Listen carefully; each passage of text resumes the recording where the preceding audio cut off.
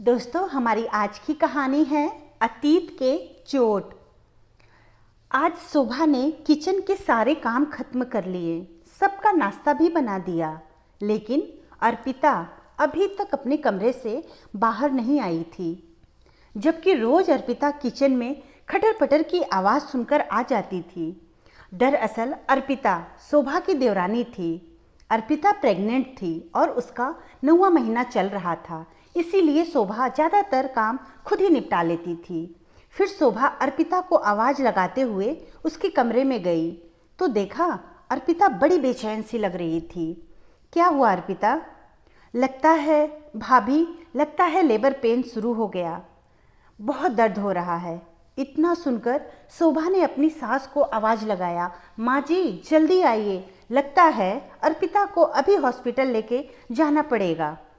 सासू माँ और जेठ जी अर्पिता को लेकर हॉस्पिटल गए।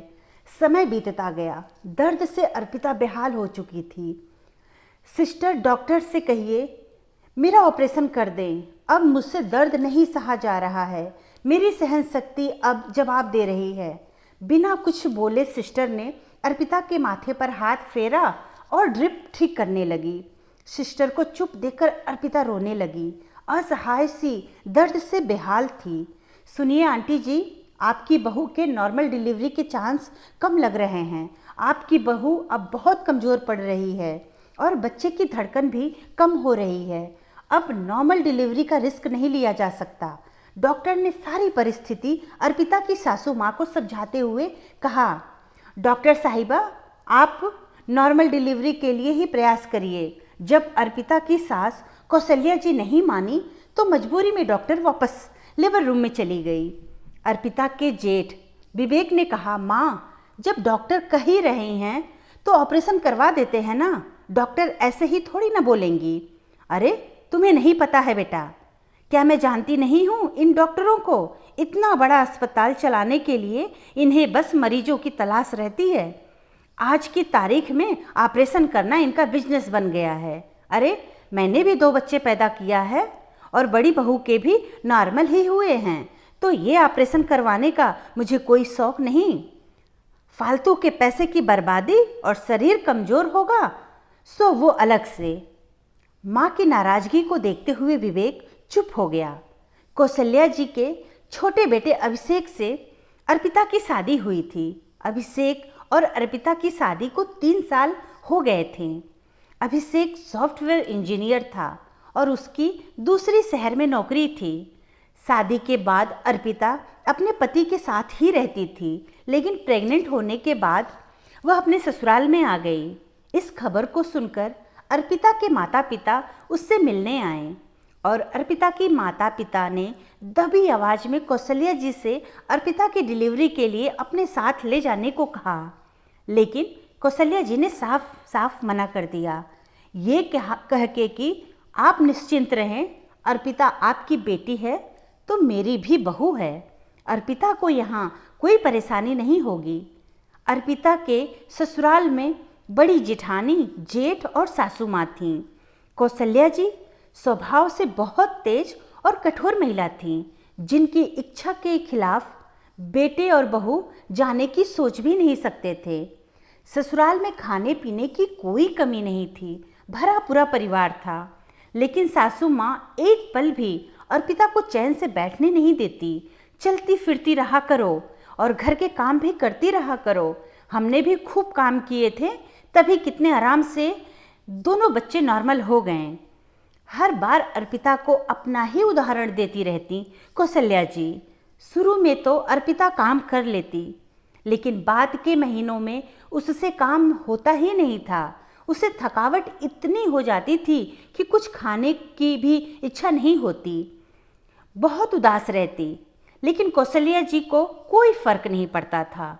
समय पे आराम ना करने और खाने पीने का ध्यान ना रखने के कारण अर्पिता कमज़ोर हो गई थी और अब तो हॉस्पिटल में समय बीतता जा रहा था। दर्द की वजह से अर्पिता बेहोश सी होने लगी थी।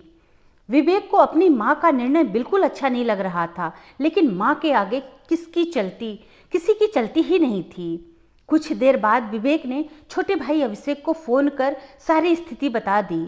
बड़े भाई की बात सुन अभिषेक उसी वक्त घर के लिए निकल पड़ा। क्योंकि शहर से घर काफ़ी दूर था तो आने में टाइम लग रहा था। इधर अस्पताल में डॉक्टर और नर्स के बहुत प्रयास के बाद वैक्यूम की मदद से अर्पिता ने एक बच्ची को जन्म दिया।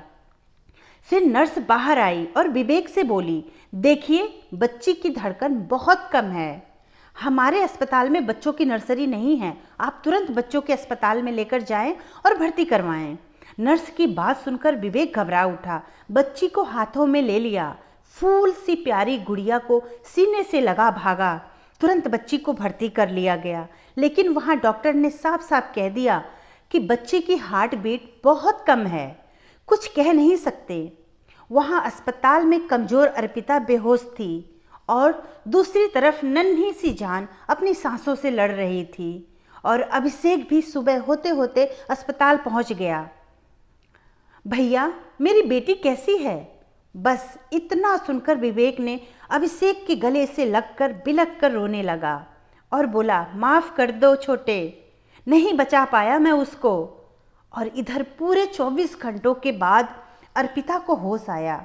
जैसे ही आँख खुली सामने अभिषेक को देख बोली, अरे अभिषेक आप कब आए? देखा आपने हमारे बच्चे को? बेटा हुआ कि बेटी? इतना पूछकर अर्पिता बेचैन नज़रों से इधर उधर देखने लगी। अभिषेक ने कुछ जवाब नहीं दिया, बस उसका हाथ पकड़कर जोर जोर से रोने लगा। कोई शब्द बचे ही नहीं थे जिनसे अर्पिता के दर्द पर वो मरहम लगा पाता। बस दोनों पति पत्नी संतान खोने के दुख में पागल से हो गए। वहीं कौशल्या जी अपराध बोध कोने में खड़ी रो रही थी। डॉक्टर ने तो पूरे परिवार के सामने साफ साफ कह दिया था, सारी गलती आपके माँ की है। समय पे ऑपरेशन की इजाज़त दे देती तो आज अर्पिता और बच्ची दोनों सही सलामत होते। लेकिन आज कौशल्या जी अपने जिद और रोब के चलते अपने ही बेटे और बहू के जिंदगी की सबसे बड़ी खुशी छीन ली थी। फिर कुछ दिनों बाद अर्पिता थोड़ी चलने फिरने लायक हुई तो अभिषेक ने अपना फैसला सुना दिया कि मैं अर्पिता को अपने साथ लेकर जा रहा हूँ।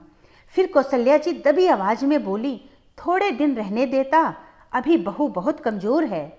इतना सुनकर अभिषेक का धैर्य जवाब दे गया और बोल पड़ा, आज आपके कारण हम दोनों ने अपनी बच्ची खो दी है, आपके जिद की वजह से।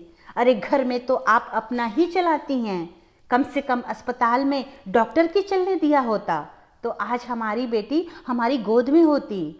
सिर्फ आपकी वजह से मैंने अपनी बेटी खो दी है। ऑपरेशन करना डॉक्टर के लिए एक बिजनेस था तो बचा लिया आपने पैसा, और करेंगे क्या उन पैसों का? क्या जान से बढ़कर पैसा होता है? मैं आपको ये बता देता हूँ माँ कि मैं आपको कभी नहीं माफ़ कर पाऊँगा। आपको भैया ने भी समझाया था लेकिन आप उनकी भी बात नहीं मानी। दूसरे दिन अभिषेक अर्पिता को लेकर शहर चला गया। कौशल्या जी को अपनी गलती का एहसास बखूबी था। इतना सब कुछ हो जाएगा उन्हें भी बिल्कुल अंदेशा नहीं था। अपने नासमझी की वजह से जीवन भर पश्चाताप करेंगी। इतना बड़ा हादसा होने के बाद उन्हें समझ में आया कि समय और परिस्थितियों के हिसाब से अपने आप को भी बदलना चाहिए।